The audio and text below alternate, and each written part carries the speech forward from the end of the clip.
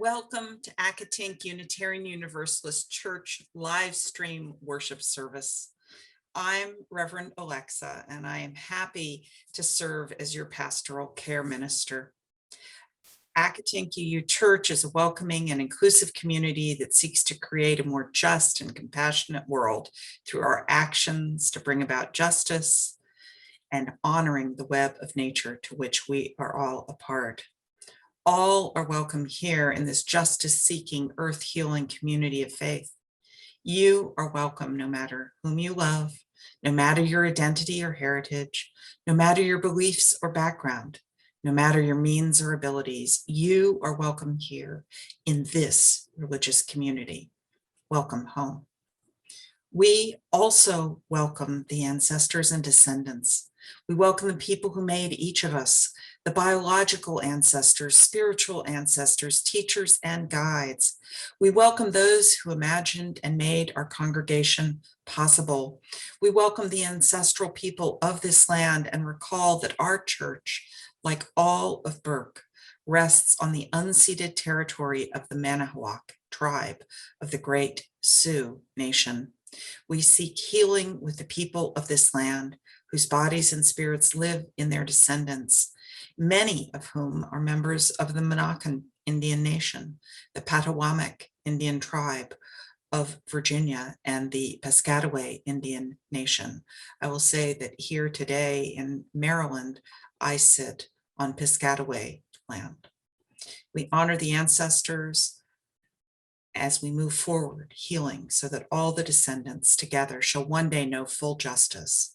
With this, let us welcome the longings and hopes of the descendants that we might live for them today. I now invite Nancy Melito, our worship associate for today, to continue our welcome. If you are new to Accotink and would like to talk more about this church, please be sure to reach out to me, our minister, Reverend Pippin, or a member of the board. Contact information is posted on our website at www.accotinkuu.org. On our website, you can check the online order of service on the worship section of our webpage.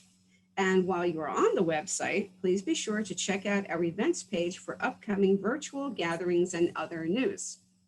I now invite you to close your other windows, your apps, your devices, take a deep breath, and center yourself for worship. A reading from Starhawk. We are all longing to go home to some place we have never been, a place half remembered and half envisioned, we can only catch glimpses of from time to time. Community. Somewhere, there are people to whom we can speak with passion without having the words catch in our throats. Somewhere, a circle of hands will open to receive us. Eyes will light up as we enter. Voices will celebrate with us whenever we come into our own power. Community means strength that joins our strength to do the work that needs to be done. Arms to hold us when we falter. A circle of healing, a circle of friends, someplace where we can be free. Today's chalice lighting is On the Brink by Leslie Takahashi. All that we have ever loved and all that we had ever been stands with us on the brink of all that we aspire to create. A deeper peace, a larger love, a more embracing hope, a greater generosity of spirit, a deeper joy in this life that we share. Together we light this chalice in the name of becoming. Today's prayer is an adapted version of the Lord's Prayer. Many of us prayed the version of the prayer that starts Our Father out of conviction or duress at some point in our lives. Alex Jensen gives us this revised prayer. It speaks from a UU lens and also touches on generosity of spirit, which is one of the threads in today's service. Spirit of light, life and love, holy God, source eternal, in our midst, yet ever so elusive. To breathe your sacred name is a blessing. Your world become. Your will be done here on earth, inspired by our aspirations to do and be better people. May we have all that we need to survive, live, and thrive. Remind us to be gentle. May we love mercy and kindness, recalling the times when we've fallen short ourselves. Call us to be firm. May we not be tempted to follow selfish motivations or reside in our narrow privileges. Unexamined and uninterrogated, move us to counter and overcome evil and injustice in ourselves, our lives, and our institutions. Yours in beloved community, the fire of community in our hearts, and the spirit of generosity and abundance, now and always.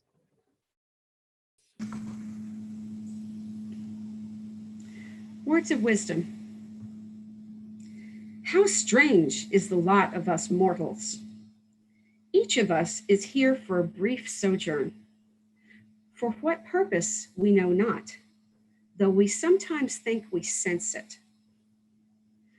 But even without deeper reflection, one knows from daily life that one exists for other people. First of all, for those upon whose smiles and well-being our own happiness is wholly dependent. And then for the many unknown to us, to whose destinies we are bound by the ties of sympathy. 100 times every day, I remind myself that my inner and outer life are based on the labors of others, living and dead, and that I must exert myself in order to give in the same measure as I have received and am still receiving. And these are words from Albert Einstein. It is good to be together. It is really looking like spring out there. The forsythia is at peak in my neighborhood. The trees are blooming and the daffodils are definitely up. Nancy and I are both sharing backdrops that look like the world outside our doors. I've even seen a few tulips, and the bunnies in my backyard look like teens on the prowl, no longer babies new to the world. And some of us, more each day, are vaccinated. Yay for a coming and longed for herd immunity. And yet, somehow my mind has gone to dinner parties and getting together with folks, but I'm not there yet. Dinner parties are on my mind. So I have a story to share about that. Back before the pandemic, before distancing and all of that, there was a dinner party. While I heard about the dinner party on a radio show, I happened to know the area where the party happened. Or maybe I just think I do because it sounds so much like home. According to the storyteller, and I'll be going between the words of the storytellers Michael Rabdow and Alex Spiegel, and my own paraphrasing as I tell the story from the NPR radio show Invisibilia. It was a magical night. Great food, French wine. The breeze was blowing just enough to keep the DC night heat in perfect balance. As the evening progressed, about 10 o'clock at night, the man telling the story, whatever it was, saw an arm with a long barrel gun in it enter the circle of friends. A thief had joined the group, and he was demanding that everyone in the group give him their money and valuables. He kept repeating that, give me your money or I'll shoot you.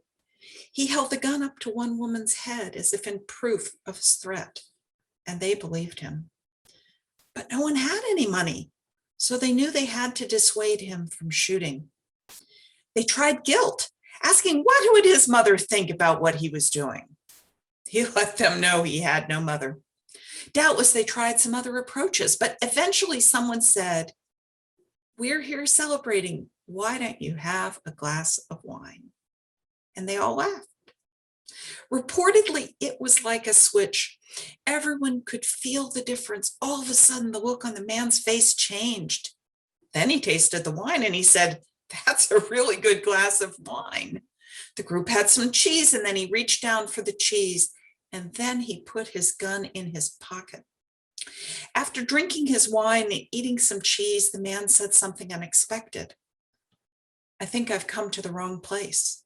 And everyone agreed. Hey, we understand, they said.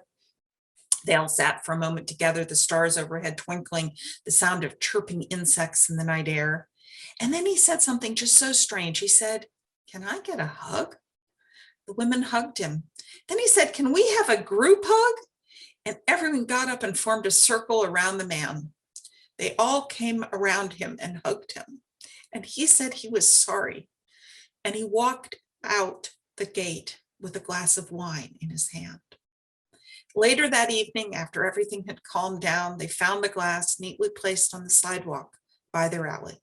Not thrown, not carelessly discarded, placed. Was it a miracle or grace or the collision of a moment when generosity of spirit made magic? Magic on an enchanted night. So what is a tapestry? You may have noticed that the sermon title today involves the word tapestry. There was an example in the slides earlier, at least I hope it was. It is, of course, a kind of weaving. I absolutely know that our weavers, and there are several in this congregation, could say much more about that. But one thing that caught my eye as I was studying up on how tapestries are made is that they have a discontinuous weft.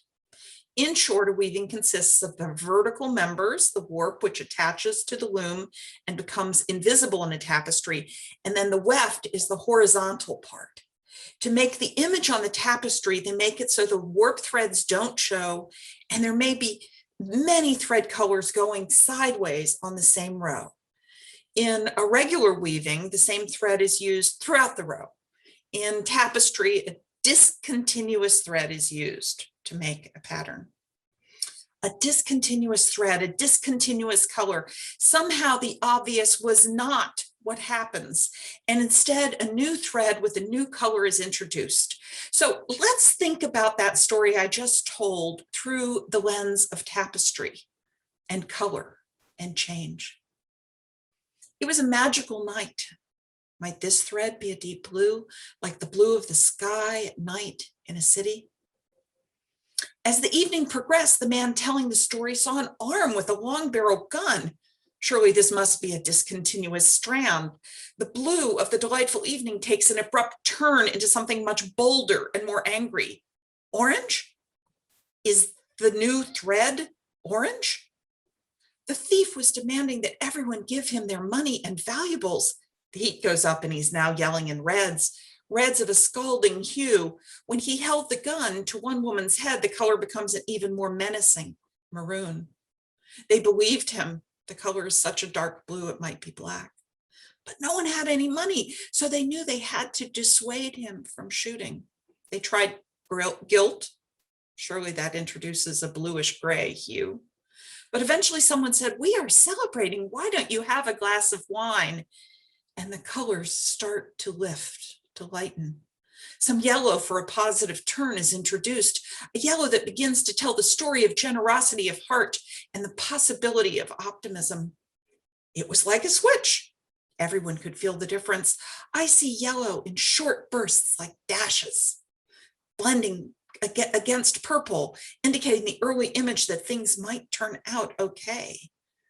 Then he tastes the wine, now blue with shots of purple, and then he puts the gun in his pocket and some pink for softness and calm come in. After drinking his wine and eating some cheese, the man said something unexpected. I think I've come to the wrong place. What color do you now see entering the tapestry? I see some green for harmony and more yellow for hope and more pink for gratitude.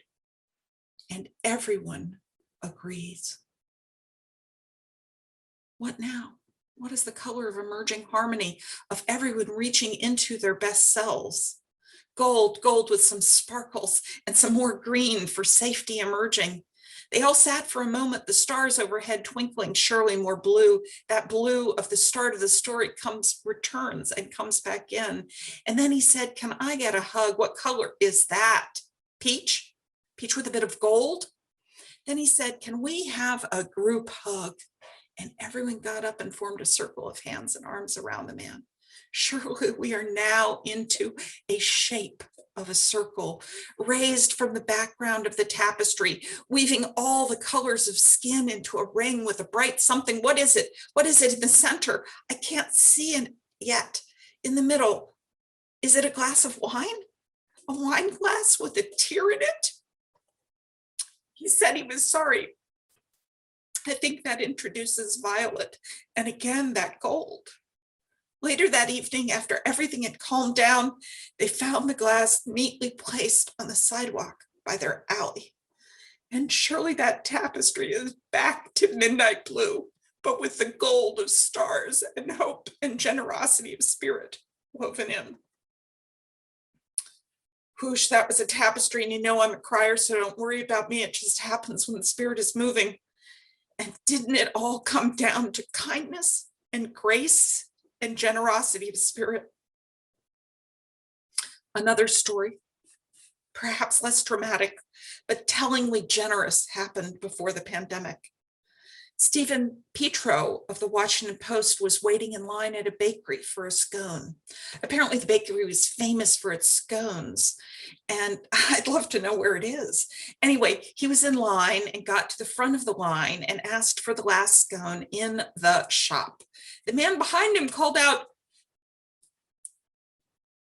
said, "No, that's my scone." And then he said, "I've been waiting in line for 20 minutes, which he had been, but behind Stephen Petro. The author surprised both of the men, that Stephen Petro surprised both of them, himself included, when he didn't respond with, "Sorry, it's mine," maybe with a little bit of snark, instead countering, "Would you like half?" After a moment of shocked silence, he accepted an offer, that act of spontaneous generosity, by saying, "Why don't I buy us another pastry and we can share both?" In this case, the tapestry I see has some impatient colors at the start, maybe lime green with touches of something else signaling impatience. Then it has one discontinuous color or moment when the words that could have been said weren't. "Sorry, it's mine," said with snark. But how glorious the tapestry becomes when they start enjoying the pastry and scone together, getting to know one another, reinforcing their generosity to one another, and feeling good about each other and feeling good about themselves. What a glorious tapestry. My mind now goes to a time when I was in a pediatric hospital cafeteria at breakfast. I'll say that unless you work in a children's hospital, anyone in the cafeteria at breakfast is sure to be there in a stressful and maybe even horrible moment. For sure, I was there because a beloved family member had been in the hospital for almost a month, and I'd been there all day and night for that whole month. And the story wasn't moving to a great conclusion. I stood anxiously in the cafeteria waiting line to pay for my breakfast and to return to the room that my son was in. But when I got to the front of the line, the cashier waved me on and let me know that the person ahead of me had paid for my food. The tapestry I was living right then, dark gray and gloomy, was suddenly illuminated with the bright colors of kindness and hope through that person's action. Thank you, mystery person. You helped me that day. And the story ended up okay. So all of this got me thinking about the wonderful book, Tattoos on the Heart by Reverend Gregory Boyle. This is a book about Boyle's work with young men who are striving to return to a productive and loving life after a time in a Los Angeles gang. Often they had also been to prison, young people looking for a way out of gang life. Reverend Boyle started a company named Homeboy Industries as a job center for youth who are trying to turn their lives around. This book has stories that inspire me. But you know, not one of those stories is a straight line.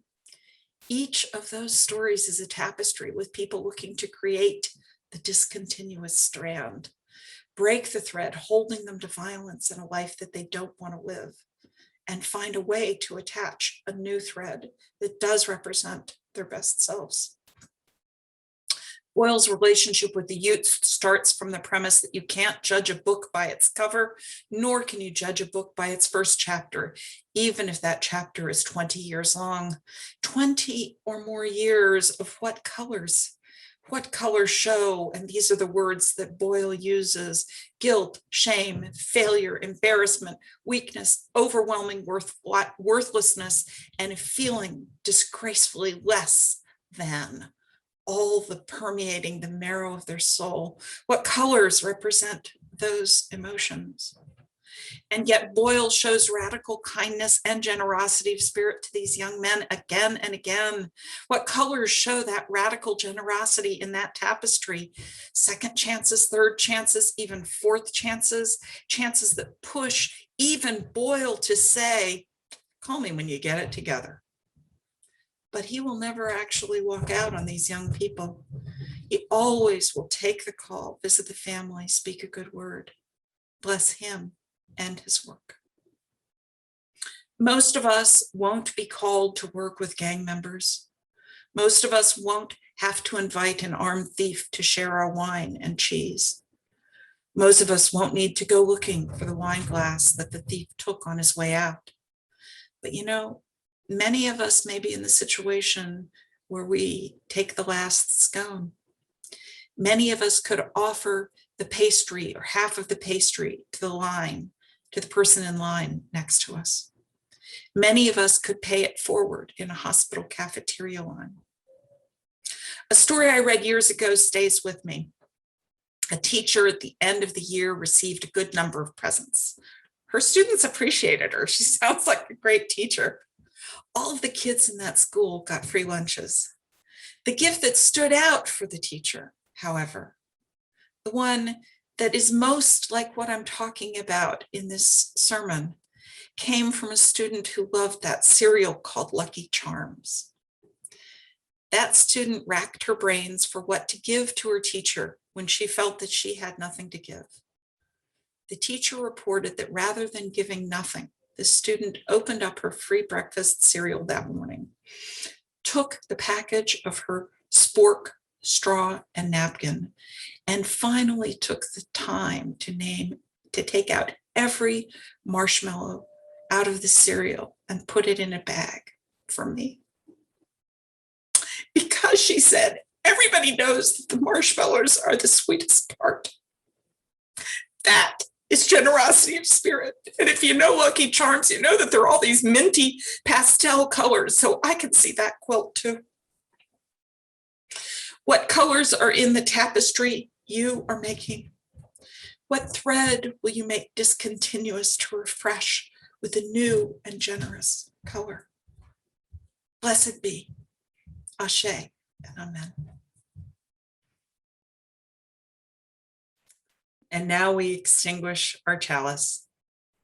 Though we will extinguish our chalice flame, we carry with us what we kindled, the light of inspiration, warmth of compassion, the fire of commitment. May we bring these gifts into our lives and share them radiantly out into the world. I invite you now to join in our community blessing with the words of David Bumbaugh. This church is dedicated to the proposition that behind all of our differences and beneath all of our diversity, there is a unity that makes us one and binds us forever together in the spirit, in spite of times, death, and the space between the stars. We pause now in silent witness to that unity. Today's benediction is one that I found on your website, where I also learned about your many beautiful weavings that I have not seen, because while I've been in your sanctuary once or twice, I did not, either they weren't up or I didn't notice them. By Barbara Wells. Oh, spinner weaver of our lives, your loom is love. May we who are gathered here be empowered by that love to weave new patterns of truth and justice into a web of life that is strong, beautiful, and everlasting.